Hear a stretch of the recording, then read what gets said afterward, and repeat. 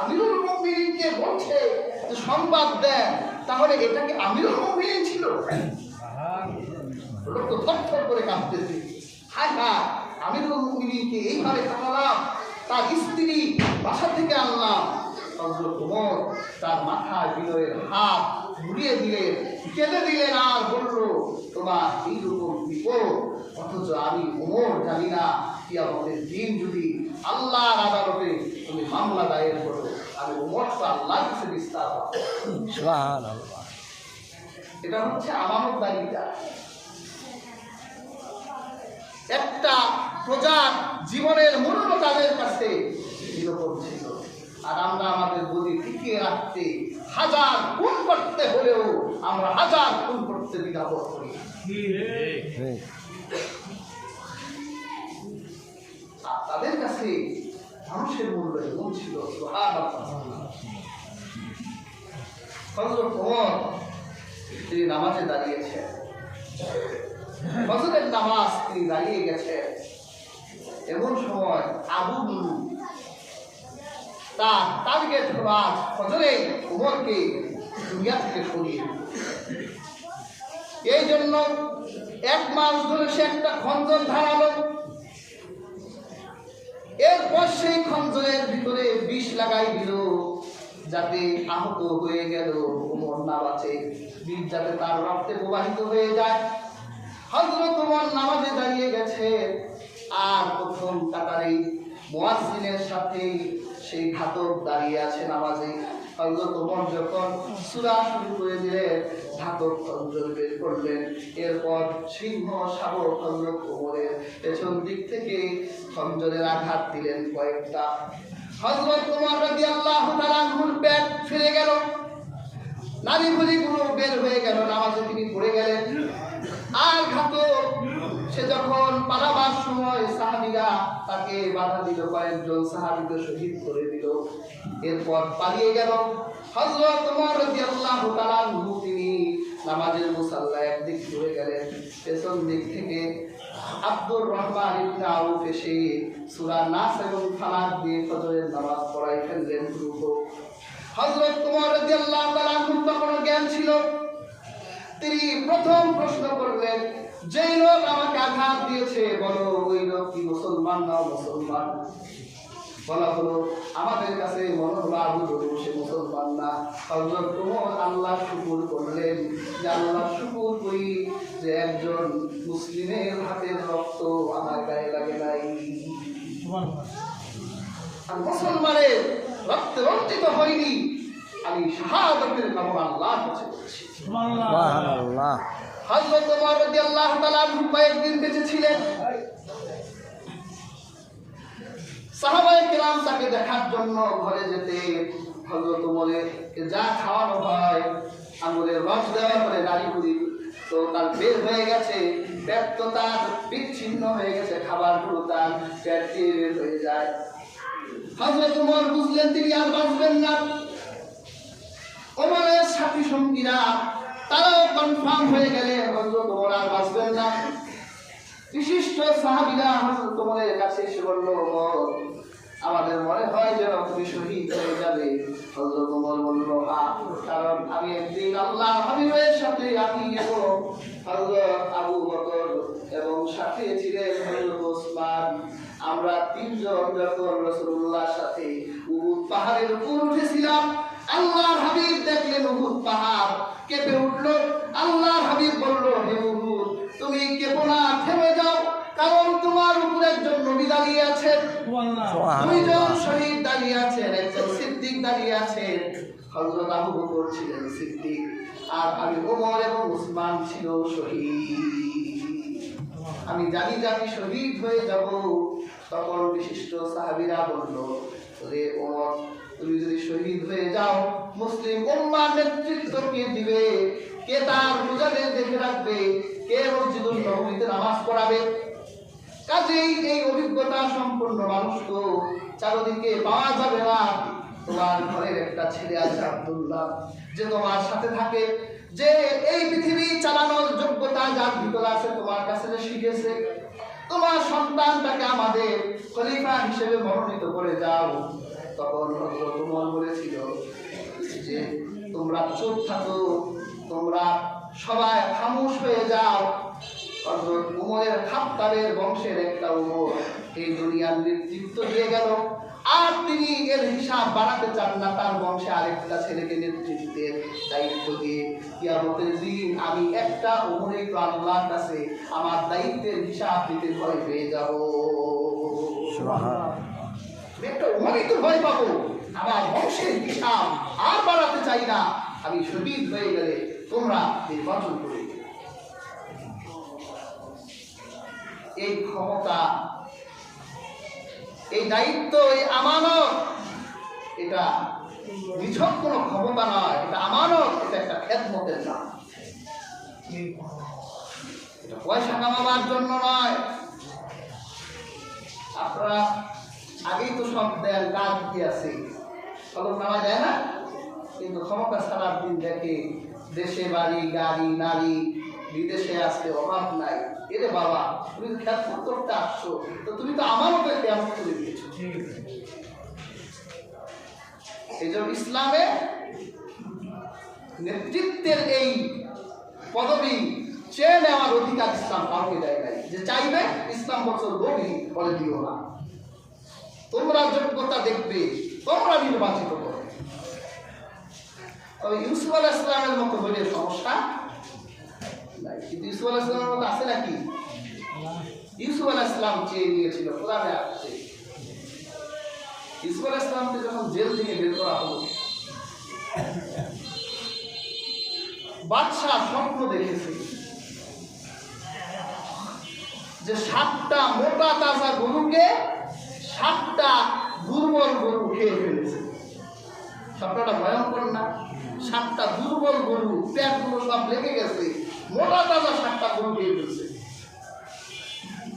আর দেখলো 7টা ধানের শীষ, এর ভিতরে চাল নাই, চিটা ভরা।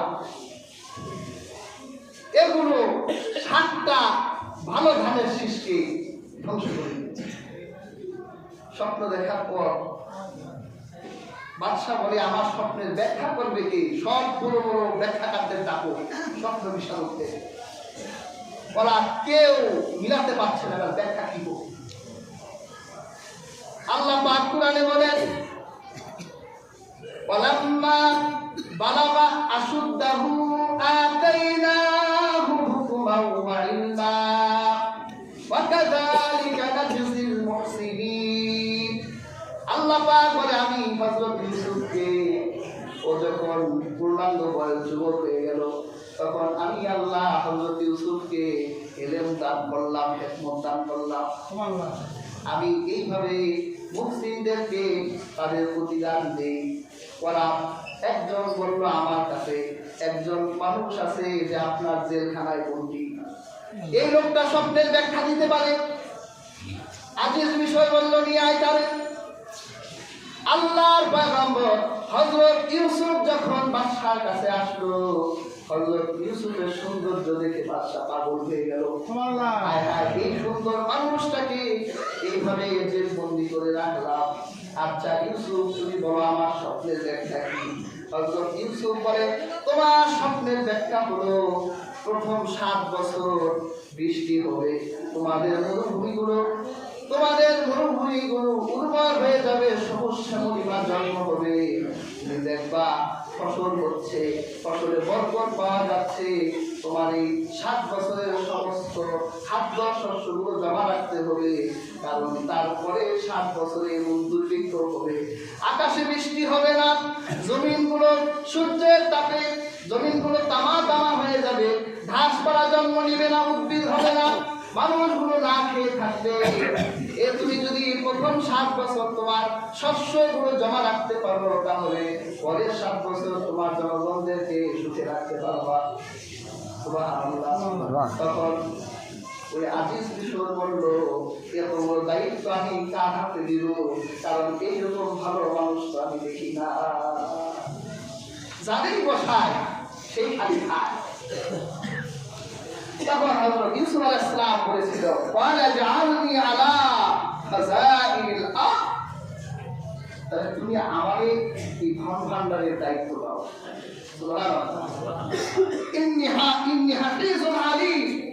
আমি বলেই রক্ষণশীল, আমার রক্ষণাবেক্ষণ করার ক্ষমতা আছে, আর আমি এই ব্যাপারে জ্ঞান রাখি। ইউসুফ আলাইহিস সালামের মতো যদি আপনারা পান তাহলে সে আপনাদের কাছে চাইলে তাকে দিয়ে দিবে, আর যদি না পান তাহলে তার প্রত্যেকটি অপরাধের একটা অংশ আপনার আমলনামায় উঠবে, তার প্রত্যেকটি ভালো কাজে আপনার আমলনামায় আসবে। কিয়ামতে দেখবে আপনিও এক সময় আরাম করছেন, এ আল্লাহ আমি একটা পিঁপড়াও মারিয়ে আমি বাজার করলাম কেমনি, তোর বসে মারছে, ওই ভাগ তোর ভাগেও আসছে, তুই বসে বানাইছ। হযরত ইউসুফ আলাইহিস সালাম কেমন আমানতদারিতা, যখন 7 বছর শস্য হলো, বন্যা হলো, তিনি জমা রাখলেন। যখন দুর্ভিক্ষ আসলো, আল্লাহর পয়গম্বর হযরত ইউসুফ আলাইহিস সালাম তিনি আর 3 বেলা খেতেন না, তিনি শাসক। তিনি এখন হুকুম করছে আমার রাজ পরিবারের যত সদস্য আছো, রাজ বাবুর্চিকে বলা হলো শুধু দুপুরে রান্না করবা, আর 2 বেলা রান্না হবে না। মানুষেরা বলে আপনার কাছে খাদ্যের ভান্ডার কম খান কেন? বলছে যদি আমার পেট ভরা থাকে তাহলে আমি ক্ষুধার্তের দুঃখ বুঝবো না।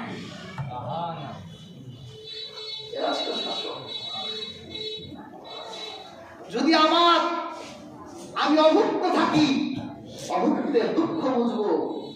হযরত ওমর রাদিয়াল্লাহু তাআলা আনহুর ভিতর স্বজনপ্রীতি ছিল না, তার ভাইরা সেই সুদূর মাদায়েন থেকে খাদ্য শস্য ক্রয় করার জন্য শহরে এসেছিল।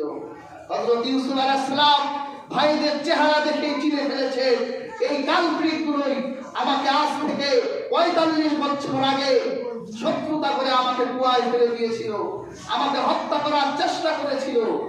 আজ সেই কালপ্রিতগুলো মিশরে আমার কাছে এসেছে, আজ আমাকে মহারাজা বলে সম্বোধন করছে। তিনি তার ভাইদের সাথে স্বজনপ্রীতি করেন নাই। যা এনেছ এই পরিমাণ, কি পরিমাণ তারা শস্য পায় তাদেরকে বুঝিয়ে দাও, তাদেরকে বুঝিয়ে দেওয়া হয়েছে। তবে একজন মানুষকে তিনি ছাড় দিয়েছিলেন। সে মানুষটাকে একটা ছেলে এসে বলল, ইউসুফ এই যে আমি এনেছি, আমাকে বিনিময়ে তুমি খাদ্য শস্য দাও। হযরত ইউসুফ আলাইহিস সালাম খাদ্য শস্য দিলেন। ওই লোকটা বলল আমার এই আরেকটু দাও। হযরত ইউসুফ বলে এরকম কথা তো কেউ বলে না, এমন একটু বেশি বিপদ, এর উদাহরণ একটু বেশি, এই আরেকটু দাও। ওই ছেলেটা বলে এতেও আমার হবে না, আমাকে আরেকটু দাও। হযরত ইউসুফ আলাইহিস সালাম চিন্তা করলো অনেক বিপদ, এই আরেকটু দাও। এখন সে বারবার চায়। হযরত ইউসুফ একটু রাত হলো, তোমারই যদি সব দিয়ে দেই তারও তো মানুষ আছে। তখন ওই যুবক ছেলেটি বলল, ইউসুফ তুমি যদি আমার পরিচয় জানতে তাহলে আমার চাইতে হতো না, তুমি দিতেই থাকতে। তাই নাকি? তোমার পরিচয় কি? আমার পরিচয় হলো তুমি ইউসুফ যখন জুলাইখার সাথে তালাবদ্ধ অবস্থায় ছাদের উপর ছিলে, তোমার সাক্ষী ছিল না একটা দুগ্ধপোষ্য শিশু ছাড়া, আমি সেই দুগ্ধপোষ্য শিশু যুবক হয়ে গেছি, আমি তোমার পবিত্রতার ঘোষণা দিয়েছিলাম। হযরত ইউসুফ আলাইহিস সালাম বললেন দিতে থাকো যতক্ষণে খুশি না হয়। ইউসুফ আলাইহিস সালামের মতো বলে দিলেন, কোনো সমস্যা নাই, তবে আমাদের অনেক জাস্টিফাই করতে হবে, তারপর নির্বাচিত করতে হবে। আল্লাহ তাআলা প্রত্যেক দলেই ভালো লোক আছে, আমি কোনো একটা দলের কথা বলি, প্রত্যেক দলেই ভালো লোক আছে, সেটা নির্বাচন করার দায়িত্ব কাদের? আপনাদের। সে ভালো মানুষটাকে সামনে ফেলে দিতে হবে, তারা সিদ্ধান্ত দিয়ে নয়, কোনো আপনি সিদ্ধান্ত, আপনাদের সিদ্ধান্তে যদি ভালো মানুষটা সামনে যায় তাহলে তিনিও ভালো থাকবে, আপনাদেরও ভালো রাখবে। এটা অনেক বড় আমানত, এই আমানতের খেয়ানত করা যাবে না। আল্লাহ সুবহানাহু ওয়া তাআলা আমাদের প্রত্যেককে দায়িত্বশীল বানান, আমানতদার বানান, সেই তৌফিক দান করুন।